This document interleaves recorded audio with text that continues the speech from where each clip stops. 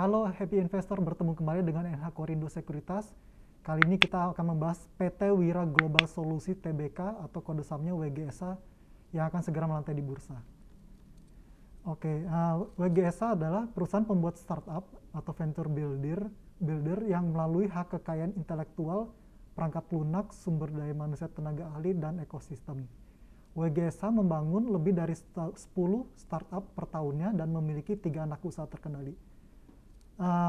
Contoh startup yang pernah dikelola sama WGSA adalah Wishlist.com, Techpolitan, dan Pagi. Sementara Mfit, Upchef, dan Sandbox itu adalah anak usahanya.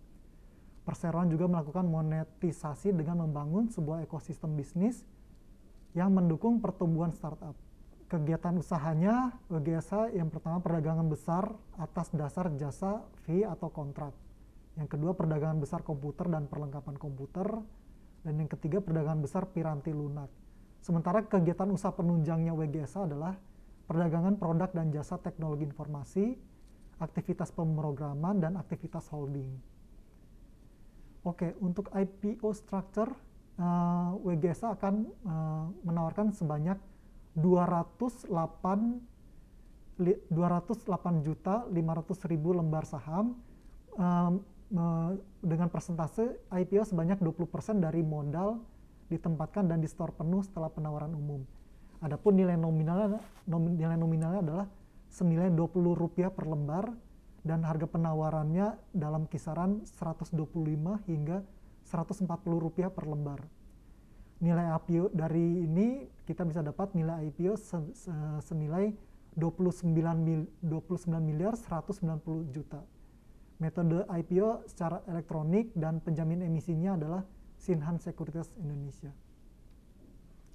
Untuk jadwalnya IPO WGSA yang pertama masa penawaran awal 9 hingga 17 November, terus perkiraan tanggal efektif tanggal 25 November, perkiraan masa penawaran umum 29 November hingga 3 Desember 2021, perkiraan tanggal penjatahan pada 3 Desember, perkiraan tanggal distribusi saham secara elektronik pada 6 Desember, dan perkiraan listing di Bursa Efek Indonesia pada 7 Desember 2021. Rencana penggunaan dana hasil IPO yang pertama adalah 100% dana hasil penawaran umum setelah dikurangi biaya-biaya emisi, seluruhnya akan digunakan sebagai modal kerja.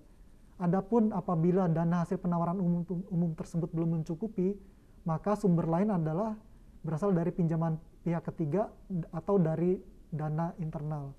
Dan apabila dana hasil IPO itu hasil penawaran umum belum dipergunakan seluruhnya, maka perseroan akan menempatkan dana instrumen dalam instrumen keuangan yang aman dan liquid. Keunggulannya adalah WGSA ini memiliki ekosistem tenaga ahli teknologi informasi, ekosistem teknologi mutakhir, ekosistem pelanggan, dan ekosistem bisnis dan finansial. Terus WGSA juga memiliki hak kekayaan intelektual di mana perseroan memiliki hak kekayaan intelektual perangkat lunak yang digunakan secara berulang-ulang.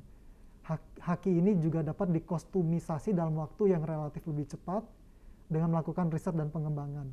Yang terakhir, haki ini yang dimiliki perseroan ada di beragam kategori sehingga perseroan dapat melakukan kerjasama dengan banyak bidang industri.